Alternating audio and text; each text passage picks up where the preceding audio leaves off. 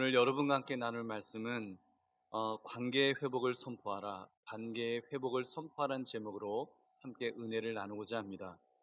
여러분, 코로나로 인해서 우리의 절제심이 이제 거의 한계에 도달한 것 같다는 생각이 듭니다. 저는 상담학을 공부했기 때문에 나름 제 자신의 마음을 셀프 진단도 이렇게 하고 그렇게 다스리고 있다고 생각을 합니다. 그런데 저 역시도 어떤 날은 알 수 없는 막 분노심, 스트레스, 짜증 섞인 그런 감정으로 막 어떤 때는 악 하고 소리를 지르고 싶은 그런 때도 있습니다. 그만큼 우리는 이번 코로나로 인해서 정말 지쳐 있음에 틀림없습니다. 특히 사람과의 관계에서 문제가 생기면 여러분, 우리의 마음은 더 힘들어질 수밖에 없죠. 관계에서 문제가 생길 때 얼마나 마음이 괴롭고 우울하고 힘든지요. 여러분, 이때 어떻게 하시겠습니까? 여러분, 오늘 본문을 보면 악에게 지지 말고 선으로 악을 이기라 이렇게 말씀하시는데, 여러분, 우리 정말 그렇게 악에게 지지 않고 우리가 악을 선으로 그렇게 이기면서 살아가고 있는가요? 여러분, 그렇지 않을 것입니다. 사실 사람들 대부분은 선으로 악을 이기는 것이 아니라 선으로 악을 피하는 정도, 회피하는 경우가 아마 대부분일 것입니다. 아마도 우리가 힘들어하는 문제의 대부분은 관계에서 이제 오지요. 사무실에서 에어컨이 없어서 이게 더운 것은 힘들기는 해도 뭐 그 스트레스 때문에 하루 종일 뭐 우울하거나 무언가 막 짓누르는 중압감을 느끼거나 그러지는 않습니다. 근데 여러분, 사람과의 관계는 어떻습니까? 뭐가 조금만 갈등이 생기고 뭔가 틀어지면 굉장히 힘든 거예요.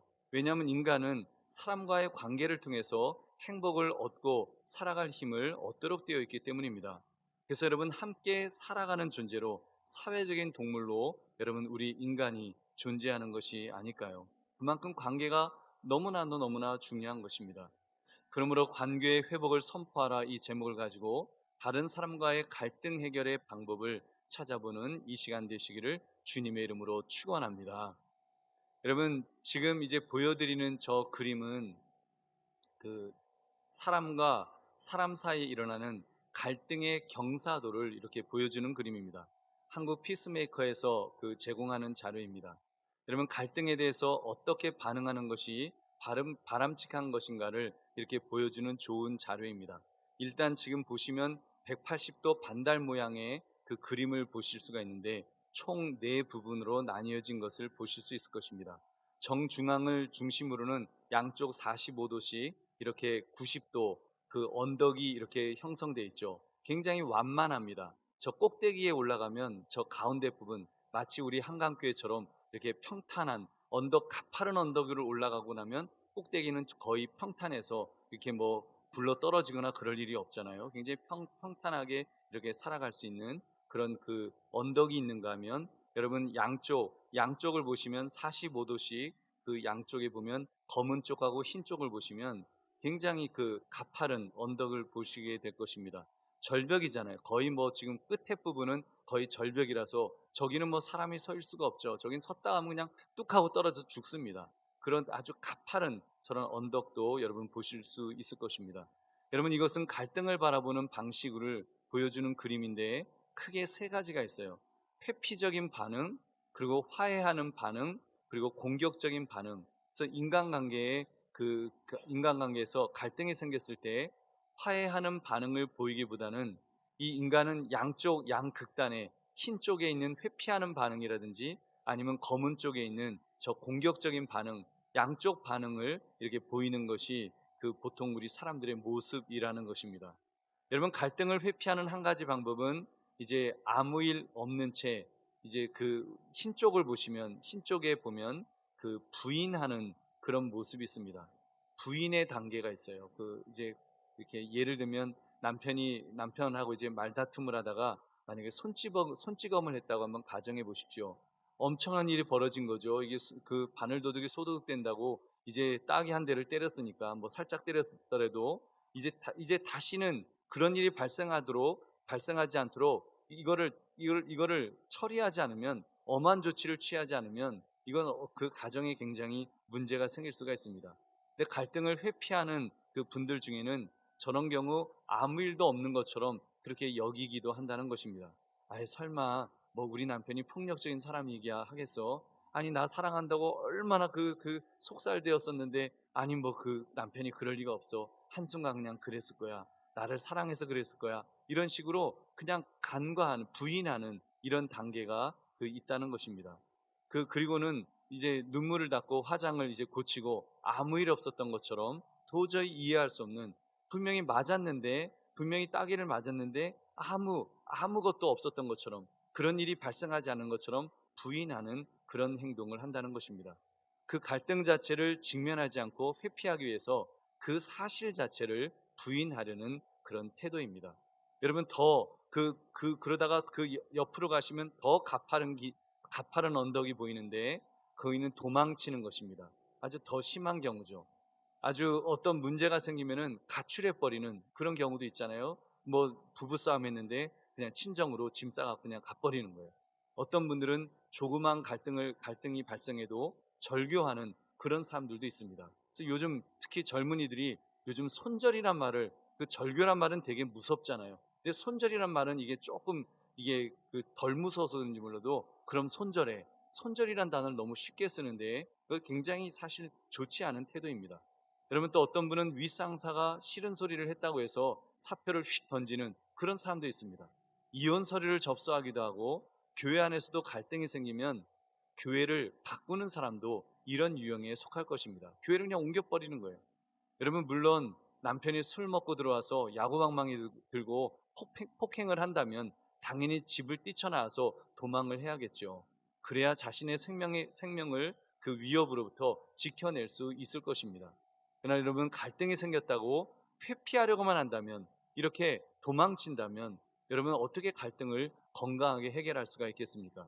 그리고 가장 극단적인 경우는 마지막 끝에 보면은 그 자살의 경우가 있습니다. 아주 완전 그 끝자락은 자살이에요. 거기 절벽이잖아요. 저기 사람이 서 있을 수가 없어요. 사람이 갈등을 풀어갈 힘을 다 잃어버리면 이제 상황을 회피하기 위해서 자기 목숨을 끊으려는 그런 시도를 합니다. 내가 죽으면 다 해결되는 거야. 내가 죽으면 해결되겠지. 자살은 결코 여러분 갈등에 대처하는 옳은 방법이 아닙니다. 근데 문제는 사람 간의 갈등으로 특히 학교에서 집단 따돌림 같은 그런 문제로 여러분 스스로 목숨을 끊는 그런 청소년들이 있어서 그렇게 부모의 마음을 정말 찢어놓고 많은 사람들을 안타깝게 만드는 그런 경우들이 있는 것입니다.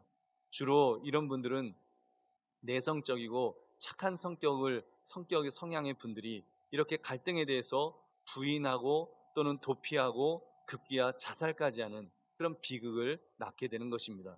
여러분 그렇게 볼 때 이 회피는 결코 인간관계의 갈등에 전혀 도움이 되지 않는다는 것을 우리는 알아야 됩니다. 여러분 그러니까 뭐 부인하거나 도피하거나 그리고 또 자살까지 하는 이런 끔찍한 일은 여러분 우리에게 없어야 될 줄로 믿습니다. 여러분 이제 반대쪽 성향을 또 보겠습니다. 반대쪽 공격적 반응을 보이는 저 검은 쪽의 그림을 보시면 그 반대쪽 성향을 보이는데 공격적 반응으로 화평을 깨뜨립니다. 이 역시도 경사의 각도가 너무 가파르기 때문에 거의 문제 해결이 되지 않습니다. 관계 유지보다는 이 갈등할 때 내가 이겨야지. 내가 이 갈등에서 내가 먼저 주도권을 잡아야 돼. 좀 그런 사람입니다. 그래서 경쟁이나 기회로 삼아서 자기의 권리를 주장하려는 그런 경향을 보이기도 합니다. 또는 다른 사람을 통제하거나 상황을 이용하려는 사람들에게서 엿볼 수 있는데 아무튼 더 악화시키는 거예요. 저렇게 가파르기 때문에 저기는 관계 형성이 될 수가 없어요. 같이 상존할 수가 없고 미끄러져 떨어져 누군가는 죽어야 되는 그런 끔찍한 그런 이제 그 환경이 되는 것이죠. 주로 이런 분들은 강하고 자신이 넘치는 그런 성향의 분들이 많다고 합니다. 그러나 또는 약하고 두렵고 불안하고 외부 세력에 대해서 아무 힘이 없다고 느끼는 분들이 또 이렇게 오히려 약함을 감추기 위해서 강한 채 하기도 합니다. 그래서 내가 굉장히 약한 분들이 오히려 조금만 건드리면 악 하고 이렇게 덤비면서 마치 자기가 강한 것처럼 약함을 감추기 위해서 저렇게 공격적인 성향을 보이기도 한다는 것입니다. 여러분 그 첫 번째가 폭력입니다. 폭력. 여러분 이 폭력은 꼭 육체적으로 뭐 몽둥이로 때리는 그 폭력만의 폭력이 아니죠. 여러분 누군가 갈등이 있을 때 폭력을 행사하는 사람이 있어요.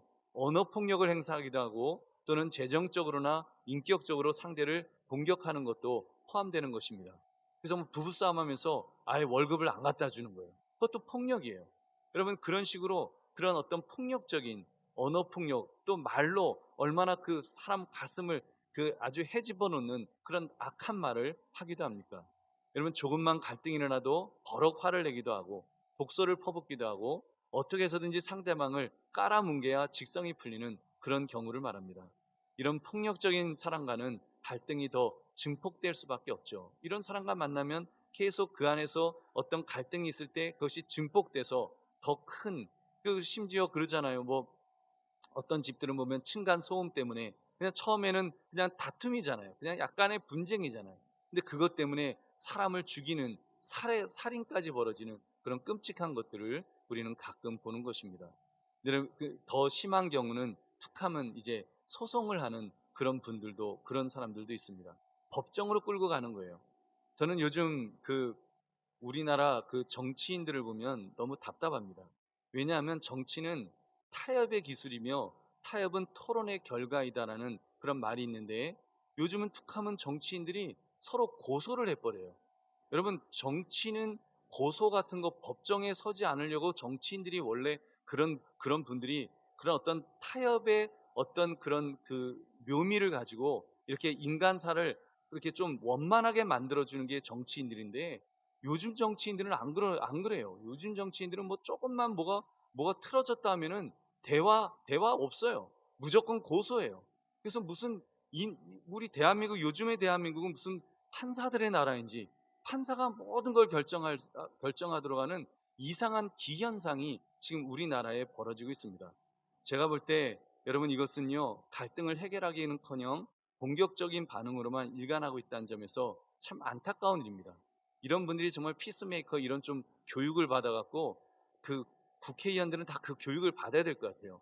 그래서 이런 갈등이 생겼을 때 그거를 평화롭게 이렇게 해결할 수 있는 그런 것들을 좀 이렇게 배워서 그렇게 해야 될 것 같습니다. 여러분, 또 더 심한 경우는 살인입니다. 극단적인 경우이겠죠. 여러분, 필사적으로 분쟁에서 이기려고 자기를 반대하는 사람들을 죽이려고까지 드는 그런 경우도 있습니다. 여러분, 우크라이나 전쟁이 그 대표적인 예가 아니겠습니까? 푸틴이 유능한 지도자였다면 전쟁을 일으키지 않았겠지만, 여러분, 외고적 갈등을 공격적인 방향으로, 그렇게 그것도 가장 끔찍한 전쟁을 택하였으니까 여러분, 이게 얼마나 기가 막힌 일인지요. 그 한 사람의 지도자가 정말 이 갈등 해결을 그가 정말 타협하고 어떤 그런 협의하고 그런 걸 통해서 했다면 이 세상이 얼마나 안정이 될까요? 근데 한 사람이 공격적인 성향을 보이면서 한 지도자가 전쟁을 택할 때, 살인을 택할 때, 여러분, 얼마나 수없이 무고한 사람들이 그런 죽는 그런 끔찍한 지금 비극이 이 인류 역사에 벌어지고 있는지요. 여러분, 물론 우리 예수 믿는 사람들은 아무리 공격적인 반응을 보이더라도 진짜 누구를 죽이지는 않을 것입니다. 뭐 여러분들이 뭐 살인이야 하시겠습니까? 우리가 누가 살인하겠어요? 그러나 여러분, 예수님 말씀을 한번 기억해 보십시오. 다른 사람을 향해서 노를 표하거나 이렇게 노하거나 경멸을 품는 그런 것만으로도 하나님 보시기에는 살인의 죄라고까지 주님 말씀하셨습니다. 여러분, 그렇게 볼 때 우리가 공격적 반응으로 갈등을 해결하려고 하는 것이 얼마나 위험한 것인지요. 여러분, 우리 자신들을 여러분 정말 잘 바라보셔서 이렇게 회피하거나 또는 공격하려는 그런 모습이 우리에게 없으시기를 주님의 이름으로 축원합니다. 여러분, 그럼 어떻게 해야 될까요? 어떻게 해야 될까요? 갈등의 경사도를 살펴보시면, 여러분, 화해하는 반응으로 그림을 보시면 저기 보면 가운데 부채꼴 모양으로 이렇게 돼 있잖아요. 90도, 이렇게 45도 45도에서 90도의 저 언덕이 있는데, 그래도 저 언덕은 원만하잖아요. 그래서 이렇게 좀 완만해서 저기에선 그래도 사람이 살 수 있지 않겠습니까? 꼭대기가 되면 제일 좋겠지만, 그래도 이렇게 양쪽으로 90도 정도는 그래도 완만하기 때문에 한남동 언덕보다 훨씬 완만한 것 같아요. 그래서 저기는 사람 살만한 그런 좋은 환경이 되는 것입니다. 그래서 여러분, 갈등의 경사도를 살펴보시면 소극적인 반응으로 간과하는 그런 태도가 있습니다. 여러분, 많은 분쟁들은 너무 사소해서 조용히 허물을 용서해줄 의도를 가지면 그냥 될 일들이 사소한 일들이 너무 많잖아요. 그냥 그냥 봐도 못 본 척.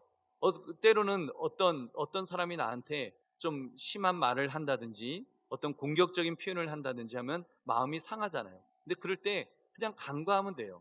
그냥 아이 아직 어려서 그럴 거야. 아이 뭐 아직 경험이 없어서 그럴 거야.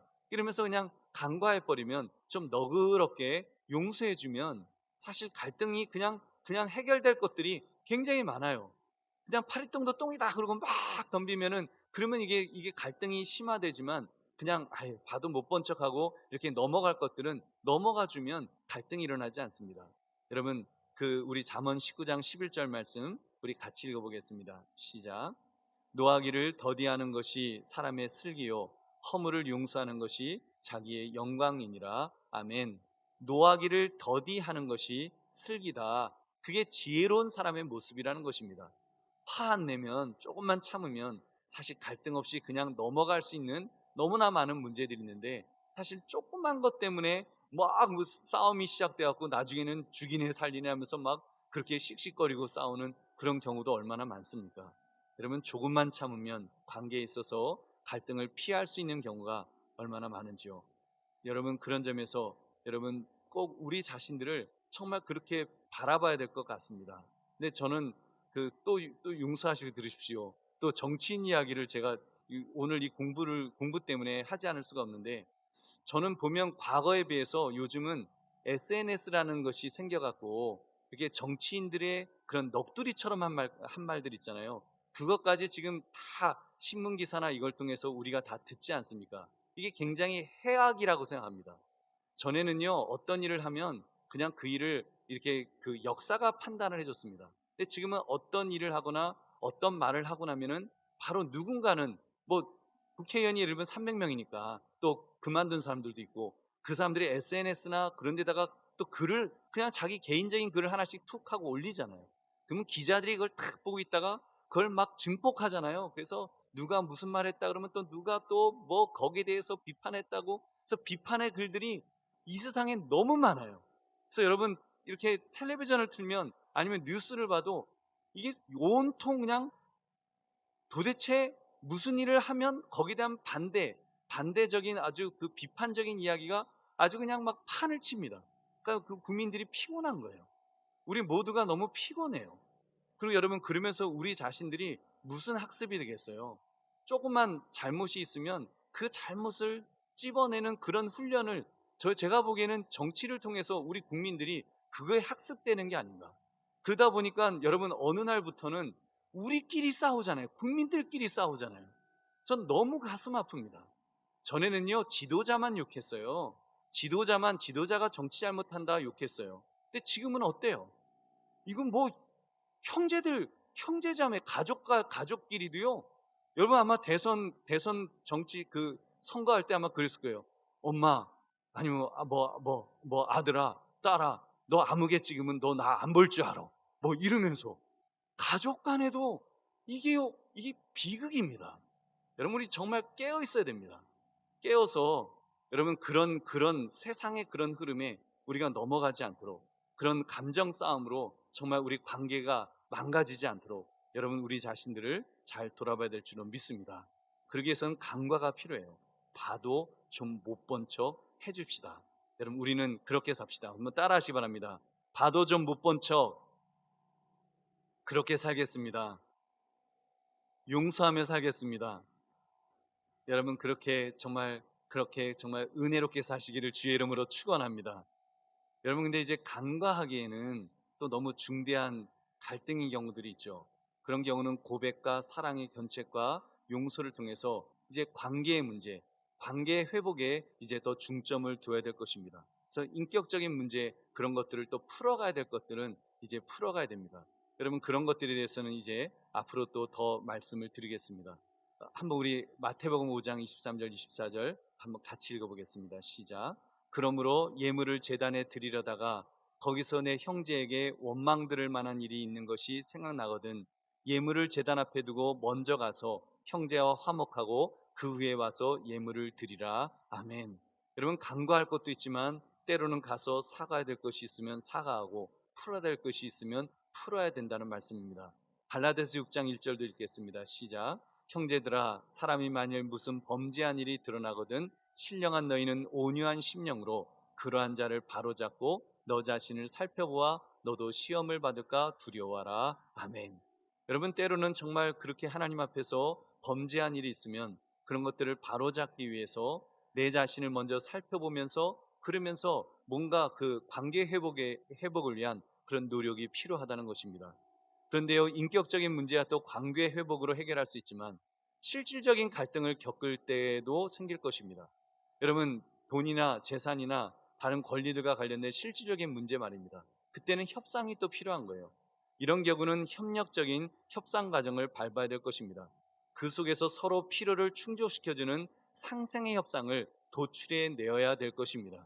여러분, 그래서 이렇게 협상을, 사실은 우리 인생은 협상의 묘미 속에서 살아가야 됩니다. 협상을 잘하면 여러분 얼마나 은혜롭게 모든 것들이 되겠습니까? 우리 교회도 마찬가지예요. 이제 조합과의 문제에서 우리가 많은 대화들을 나누지만 또 협상을 통해서 실질적인 보상 문제에 있어서는 서로 또 이렇게 양보할 건 양보하고 또 받을 거는 받고 하면서 이렇게 서로 협상을 통해서 그런 실질적인 그런 보상 문제도 해결하는 그런 모습이 분명히 필요할 것입니다. 그리고 여러분, 조금 전까지 이제 소극적인 화해 방법으로 이렇게 말씀을 드렸다면, 그렇게 간과 관계 회복 그리고 협상을 보았다면, 이제는 좀 더 적극적인 화해 방법으로, 어찌 보면 제3자가 개입된 화해 방법을 통해서 세 가지 단계를 우리가 한번 살펴보겠습니다. 조정의 단계가 있습니다. 조정의 단계. 두 사람이 개별적으로 합의에 이를 수 없을 때는 이제 더 객관적인 외부 사람에게 자기들을 만나줄 것을 요청하는 거예요. 둘이 만나면 막 소리 지르고 싸우는 거예요. 그러니까 어르신, 우리 사이에 좀 오셔서 좀 가운데 좀 계셔달라고. 그럼 어르신이 가운데 계시면 그래도 악 하고 소리 지르다가도 어르신 눈치 봐서 이렇게 안 지르잖아요. 그래서 뭔가 좀 이렇게 절제하면서 그렇게 대화할 수 있도록 그렇게 하라는 것입니다. 마태복음 18장 16절 말씀 우리 같이 읽어보겠습니다. 시작. 만일 듣지 않거든 한두 사람을 데리고 가서 두세 증인의 입으로 말마다 확증하게 하라. 아멘. 그래서 예를 들면 목회자나 아니면 장로님이나 권사님이나 이런 분들을 이렇게 좀 조정해 달라고 이렇게 부탁을 드리는 것입니다. 그러면 조정인들은요, 질문을 하고 조언을 할 수는 있습니다. 그렇지만 무슨 특정의 해결책을 받아들이라고 강제할 거는 없어요. 얘기 듣고 그거는 이렇게 해. 이 정도는 아니고 그냥 어르신, 그래도 누군가 한 사람이 있으면 좀 절제할 수 있으니까 이렇게 이야기할 수 있는 조정의 단계가 필요하다는 것입니다. 그러나 그보다 여러분 더 적극적인 해결이 필요하면 이제 중재를 해야 되겠죠. 여러분, 서로 실질적인 문제에서 자발적인 합의에 이를 수 없을 때는 이제 한 명 이상의 중재자를 선임해서 이제 논쟁을 듣게 해서 문제를 해결할 구속력 있는 어떤 결정을 집행하도록 이렇게 부탁하는 것입니다. 저는 그 대표적인 예가 이제 그 부부 클리닉, 여러분 사랑과 전쟁, 옛날 그 드라마 보시면 부부가 막 싸우다가 이제 법정에 가잖아요. 법정에 가갖고 이제 막 욕하고 뭐 흉보고 막 서로 막 해요. 그러면 그거를 이제 그 재판관인 그 신구 배우, 그 신구 씨가 이제 다 들은 후에 어쩌고 저쩌고 이제 이야기를 전부 해줍니다. 그리고 이제 유명한 말을 남기죠. 4주 후에 뵙겠습니다. 그러면서 이제 4주 후에 이제 뵙자고 이제 그렇게 중재하는 그런 중재도 사실은 필요합니다. 그리고 이렇게도 문제가 해결되지 않으면 교회의 경우는 교회 책무가 발동되어야 합니다. 예수 믿는다고 하면서 화해하기를 힘쓰지 않고 옳은 일을 행하기를 거절한다면 이제 교회 당회가 관여해서 재판국을 설치하고 성경적으로 판결을 내릴 필요가 있습니다.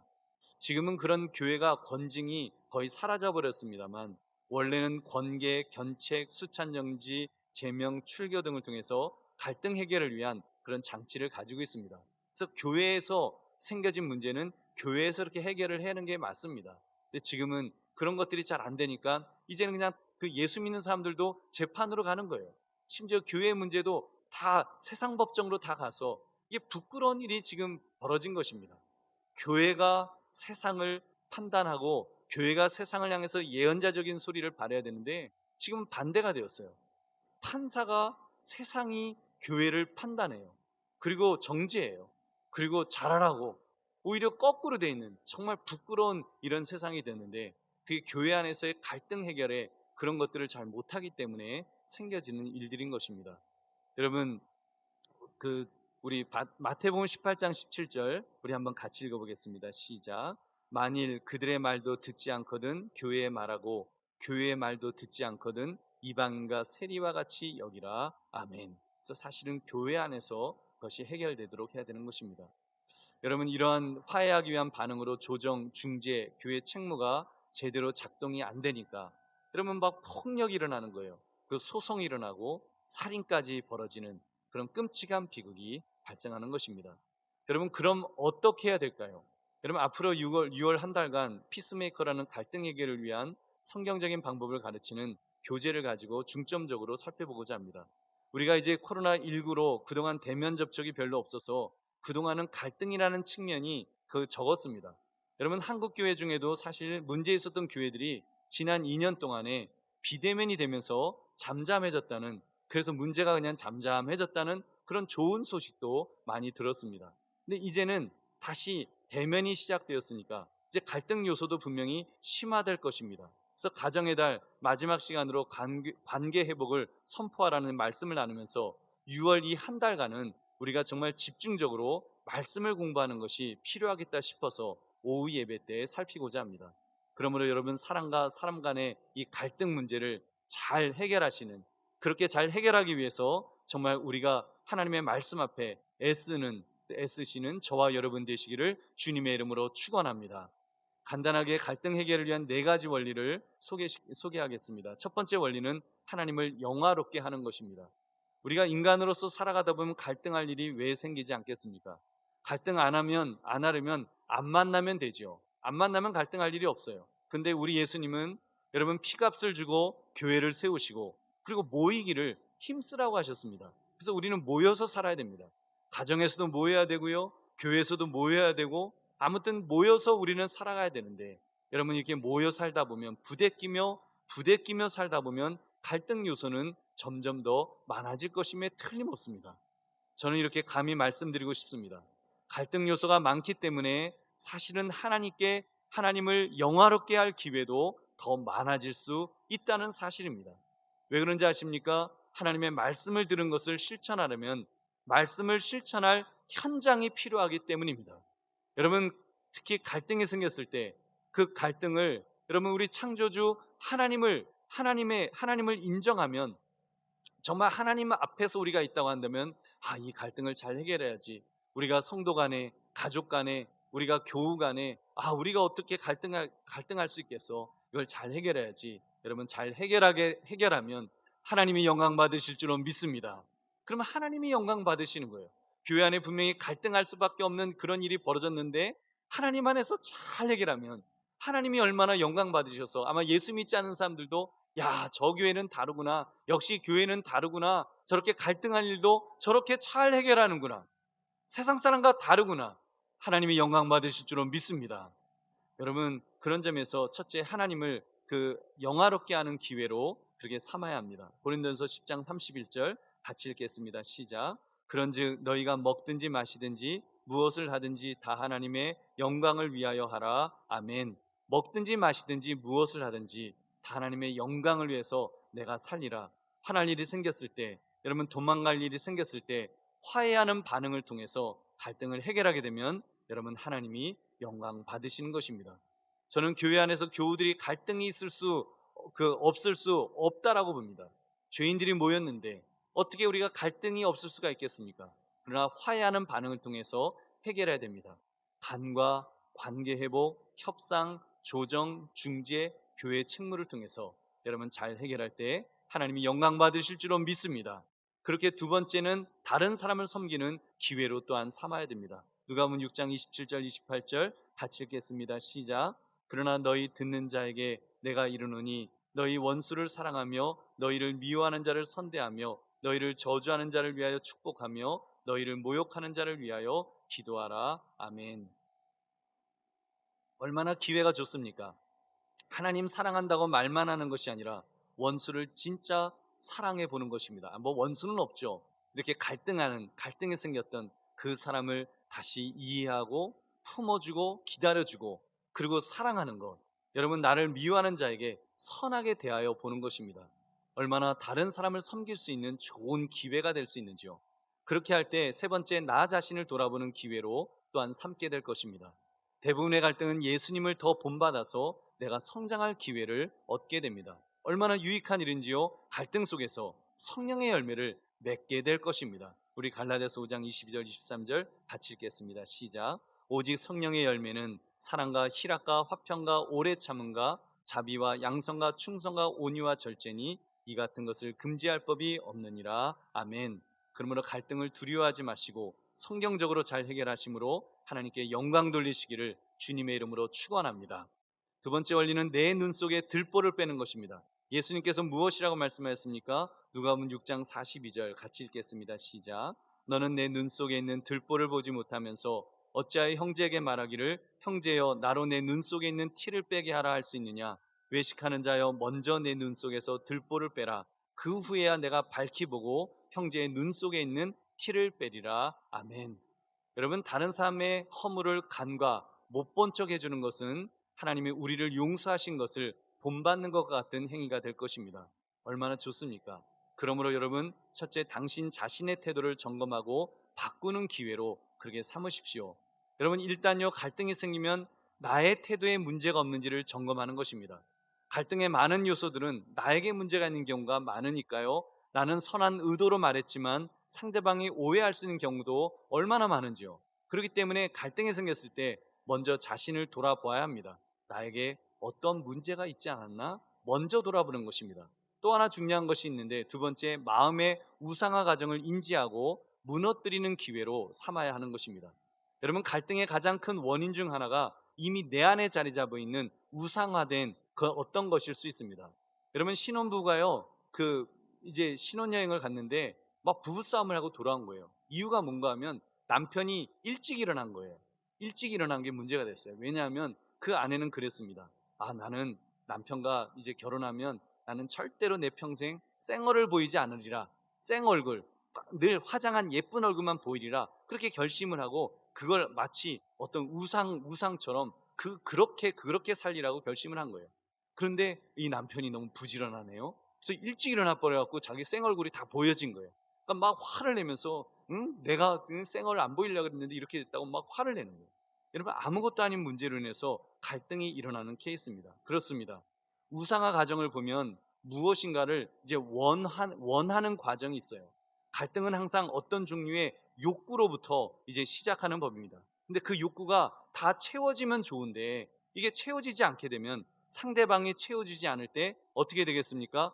요구하게 되는 거예요. 요구. 상대방이 내가 원하는 것을 채워주도록 채우는 도구가 되도록 요구하게 됩니다. 그리고는 이제 판단을 해요. 자기의 요구사항을 만족시키지 못하거나 기대에 미치지 못한 채 살면 이제 말로는 이제 안 할 수 있어요. 말로는 안 그래 판단하지 않아도 마음으로 판단하고 정죄합니다. 남편이 아는 거예요. 아니면 아내가 아는 거예요. 나 밥 못한다고 나 지금 무시하네? 아니면 돈 많이 못 벌어온다고 나 지금 무시하는 거야? 이게 느껴지도록 행동한다는 거예요. 여러분, 그렇게 해서 그렇게 살면 얼마나 정말 어려움이 있겠습니까? 여러분, 그 다음 단계 판단하고 나면 이제 벌을 내리겠죠. 그래서 여러분, 우상들은 항상 희생을 요구하니까요. 자기의 요구사항과 기대를 저버리면 우리의 우상은 그가 고통을 받을 것을 요구하게 됩니다. 그래서 막 괴롭히는 거예요. 그래서 그 아주 마음을 아프게 해서 뭔가 그 사람이 그 배우자나 그 가족의 누가 눈물을 막 흘리는 걸 보면 속으로 은근히 복수한 것 같은 내 우상을 망가뜨린 것에 대한 어떤 복수로 그렇게 관계를 망가뜨리는 그런 그 끔찍한 일이 벌어질 수 있는 것입니다. 여러분, 그러므로 이렇게 정말 우리 자신들을 다시 한번 돌아보셔서 이 내 눈 속에 있는 들보를 먼저 보시기를 주의 이름으로 축원합니다. 세 번째 원리는 온유한 심령으로 바로잡는 것입니다. 갈라디아서 6장 1절 같이 읽겠습니다. 시작. 형제들아, 사람이 만일 무슨 범죄한 일이 드러나거든 신령한 너희는 온유한 심령으로 그러한 자를 바로잡고 너 자신을 살펴보아 너도 시험을 받을까 두려워하라. 아멘. 이런 갈등 해결을 위한 우리의 마음은 온유함이 있어야 됩니다. 그래서 하나님의 마음, 그리스도의 마음을 품고 우리가 자세한 내용은 이제 6월 세미나를 통해서 우리가 자세하게 살펴보겠습니다. 아무튼 이 질문만을 한번 던져봅시다. 이 갈등에 대한 나의 반응이 하나님의 영광을 가리는 것은 아닐까? 이런 나의 반응으로 이웃과의 관계를 손상시키는 것은 아닐까? 이 질문을 던져보면서 여러분 온유한 심령으로 갈등을 바로잡으려고 애쓰시기를 주의 이름으로 축원합니다. 네 번째 원리는 가서 화해하는 것입니다. 에베소서 4장 32절 같이 읽겠습니다. 시작. 서로 친절하게 하며 불쌍히 여기며 서로 용서하기를 하나님이 그리스도를 안에서 너희를 용서하신 것 같이 하라. 아멘. 여러분, 용서가 곧바로 화해를 의미하는 것은 아닙니다. 화해를 이루는 일련의 과정 중에 매우 중요한 시작점이 곧 용서인 것입니다. 여러분, 따라서 용서는 화평하기 위한 성경의 가르침의 가장 중요한 원리입니다. 하나님이 우리를 용서해 주셨기 때문에 우리는 하나님과 교제할 수 있었습니다. 여러분, 그렇다면 우리도 용서하면 여러분 망가진 그런 관계가, 그 망가진 관계가 다시 회복되면서 다시 교제할 수 있는 그런 것들이 있지 않겠습니까? 그래서 여러분, 예수님께서 나를 용서하신 것 같이 여러분 용서해야 됩니다. 이런 하나님의 용서하심에 감사하며 우리도 서로를 기꺼이 용서할 때 여러분 그 화해의 여러분 시작이 될 줄 믿으시기 바랍니다. 또 한 가지는 진정한 협상은 선으로 악을 이기는 것입니다. 로마서 12장 21절, 우리 오늘 읽은 본문인데 다시 한번 같이 읽겠습니다. 시작. 악에게 지지 말고 선으로 악을 이기라. 아멘. 여러분, 가장 강력한 무기는 결국 여러분 이 사랑의 무기로, 정말 악을 이길 수 있는 것은 사랑의 무기로 다가갈 때 여러분 이길 수 있습니다. 근데 적극적으로, 여러분 지금 이 사도 바울은요 수동적으로 반응하는 것이 아니라 공격이 최선의 방어라는 것처럼 지금 적극적으로 선으로 악을 이기라고 하는, 그래서 여러분 이 화평하기 위해서, 화해하기 위해서 뭔가 적극적인 나의 어떤 태도, 그래서 그 문제를 해결하고자 하는 그런 것들이 우리에게 있어야 될 줄로 믿습니다. 여러분 그런 것들을 그러므로 가서 화해하겠다는 마음으로 갈등의 문제를 적극적으로 해결하시기를 주님의 이름으로 축원합니다. 이제 말씀을 맺습니다. 관계 회복을 선포하라. 이 말씀처럼 무엇인가 망가진 관계에 대해서 피하거나 또는 불필요한 분쟁이나 공격이 아닌 성경적인 방법을 우리는 찾아 나가야 됩니다. 그래서 우리 교회 공동체를 정말 천국의 공동체로 만들어가고자 애써야 될 것입니다. 이것이 우리의 사명인 줄 믿으시기 바랍니다.